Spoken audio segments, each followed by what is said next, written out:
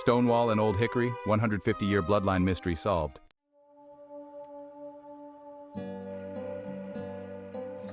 Chapter 2.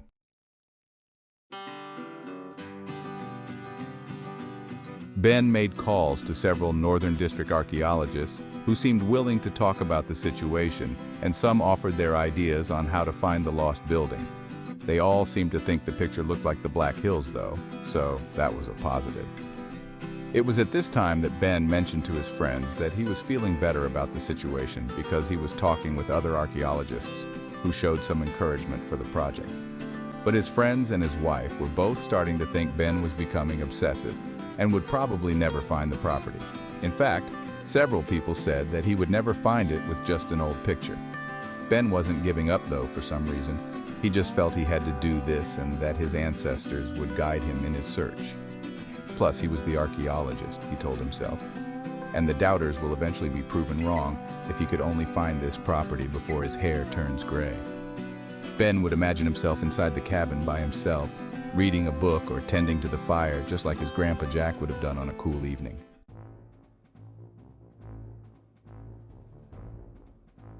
Ben was reading books about the lost Confederate treasures buried by the Knights of the Golden Circle for when the South would rise again. These books also covered a lot about Freemasons and the Knights Templar, and how their rituals and secrets had influenced the KGC. The KGC was essentially a secret cabinet of the Confederate Army that was considered easily the most powerful spy network to ever operate within the borders of the United States.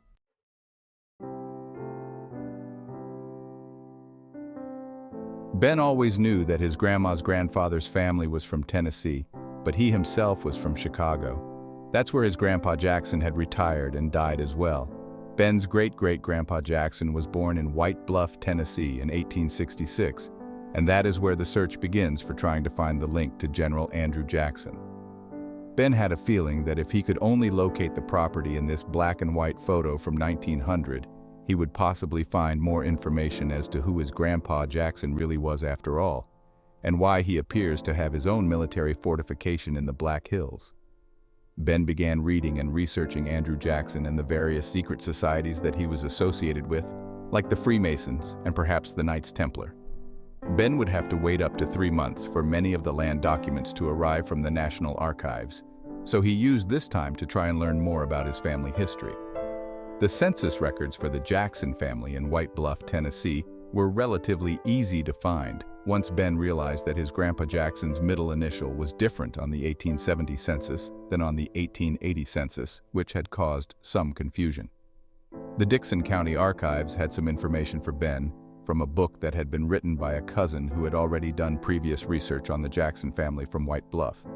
Jack's father's name was George Washington Jackson, and his mother was Rebecca Jackson, and he had at least a few brothers and a couple of sisters.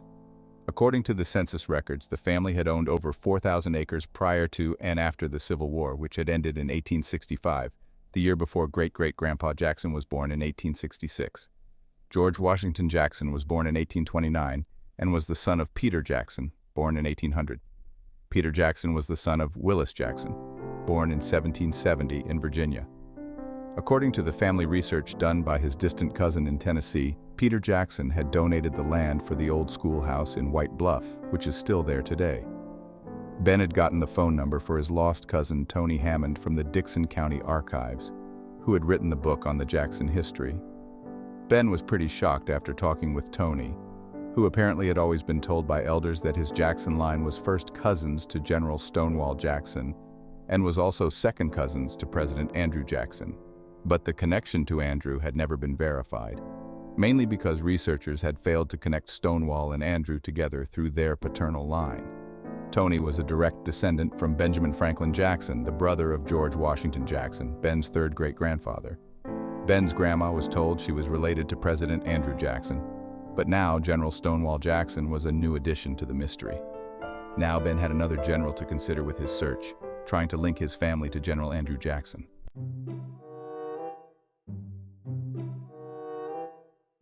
Ben started to receive more papers from the archives in the following months. None of them were a match to his information. Once again, he researched all known forts in the Dakotas as well, but came up with nothing. Ben was really becoming frustrated, and his best friends were starting to see his frustration as a sign of failure. But Ben wouldn't let go. During the day, Ben sells machinery that is used in machine shops and fabrication houses in the industrial sector all across northern Illinois. He decided to start his own business and had acquired a few product lines from his father and grandfather, who were also well-established sales engineers in the area with their own businesses.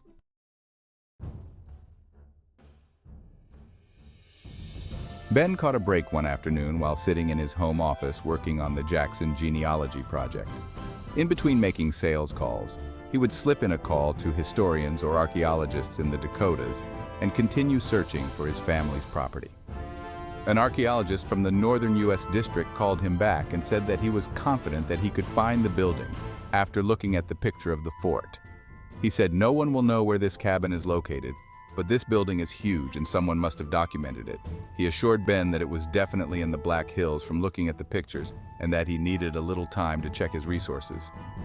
About a week went by, and then Ben got a call from Jay Newman, the district archaeologist in South Dakota. Jay said he had found the fort. Not only did he find it, but he had found another picture of it in a book about railroads in the Black Hills.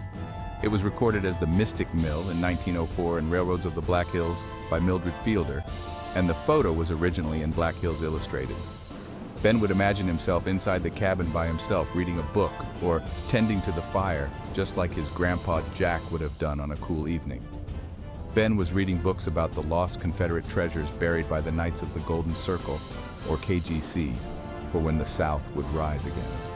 These books also covered a lot about Freemasons and the Knights Templar, and how their rituals and secrets had influenced the KGC.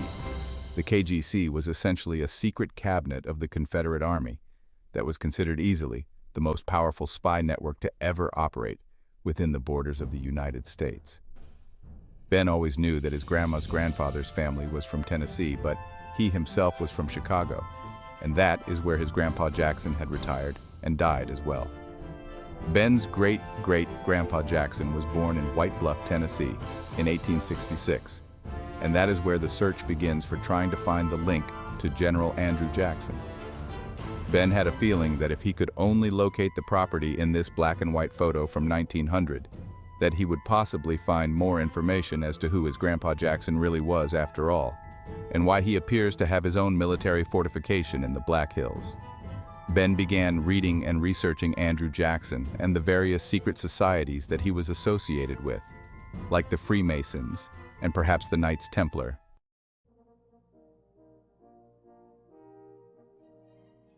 Amazingly, Ben and Jay, the archaeologist, had finally found the location of the fort only by using the picture that everyone said would never work. Well, actually, Ben wasn't there yet. The book had very little info about the business or its exact location, but by this time Ben had become a topographical map expert and had already marked a place on the map called the Lookout Mill near the town of Mystic, which was on an old map from the 1890s. On the map, it was called the Lookout Mill because it was in the Lookout mining district. With the old topographical map, Ben was able to search the patents by township, section, and range for all the patents in that section.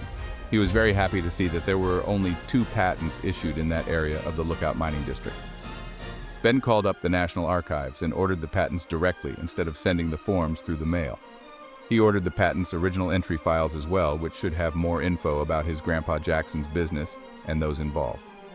He also ordered the plat map of the patent from the Bureau of Land Management in Montana, which also handles the patent records for the Dakotas, except the original entry files, which are kept at the National Archives in Washington, D.C. Ben had ordered so many patents that he had become quite familiar with the laws and language that were written in them. He started to find patents issued to other family members that were definitely related that had also settled land out west. Some were mineral, and some were just regular land patents usually acquired under the Homestead Act or paid for in cash outright. He had noticed that there were land patents and mineral patents on both sides of his family. Some were 1 page long, and some were several pages long. It appeared that the mineral patents had several pages of survey info, and the regular land patents are just 1 page long generally. The mineral patents have conditions and stipulations of sale that appear to be federal laws and written for the benefit of the owner. Ben felt like he had a huge weight lifted from his shoulders when finally ordering that last patent. On and off for a little over 2 years in his spare time, he searched for this piece of paper that would be coming in the mail any day now. He knew it would be a mineral patent based on his search, narrowing it down to 2 potential mineral patents and 2 companies that operated in that section and township. Meanwhile, Ben was diving deeper into his own family history and studying the history and ways of the Masons and the Knights Templar. Andrew Jackson was a documented 33-degree Master Mason. Ben wondered if Old Hickory General Andrew Jackson was somehow his grandfather or a cousin, and how does General Stonewall Jackson fit into the picture? These were 2 of the greatest generals in the history of the United States, according to most military experts and war historians. Andrew's orders to build a moat in the Battle of New Orleans during the War of 1812 was pure genius, and heavily aided the underdog, and outnumbered Tennessee militia against the same advancing British army that defeated the famous and ruthless French commander Napoleon. If General Andrew Jackson and the Tennessee militia didn't stop that invasion, the USA would be part of the United Kingdom right now, because they had already destroyed the North and were trying to close the gap from the South through Orleans. The Tennessee militia completely annihilated the invasion of over 7,000 British, with General Andrew Jackson sending Choctaw, Cherokee, and Chickasaw raiding parties at nighttime, which infuriated the British general, who sent a letter of disgust. But Andrew's response was that from the moment they set foot on American soil, all hell would be unleashed and they would not be allowed to advance.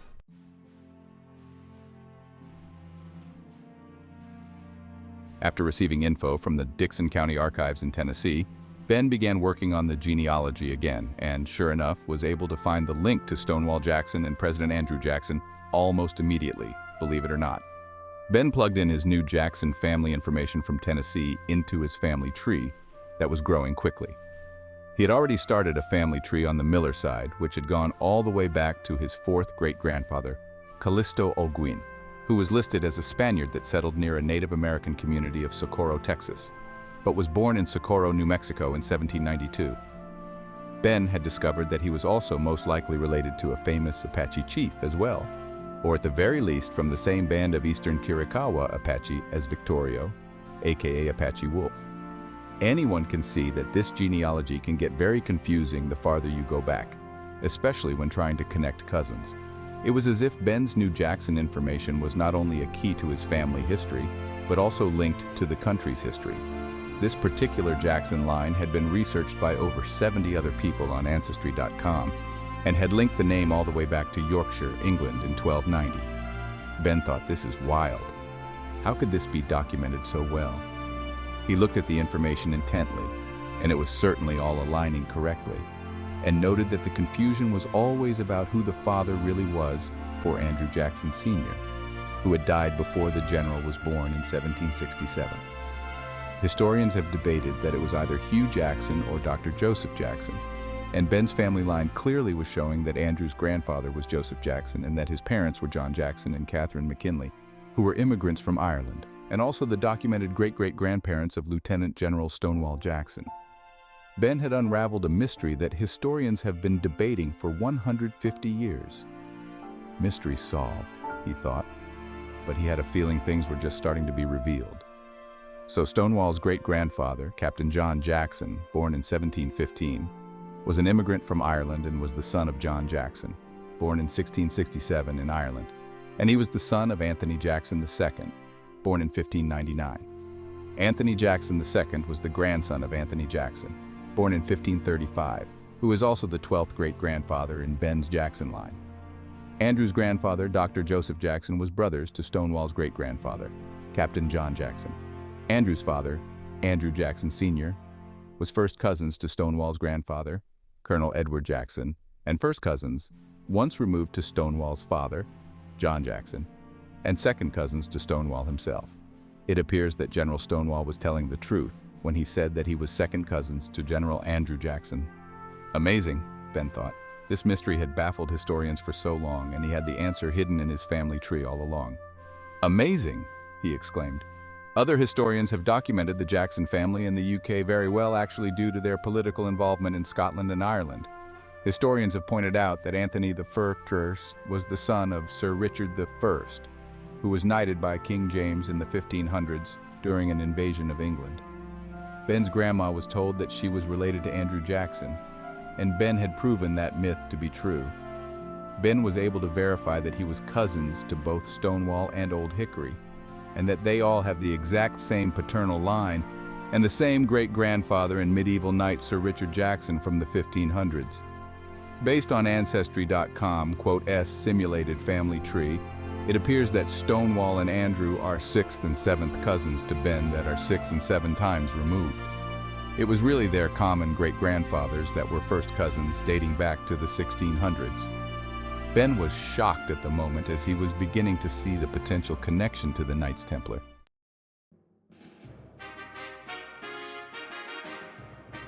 The Knights Templar, which was certainly no more than a movie fantasy less than 10 minutes ago, it seemed.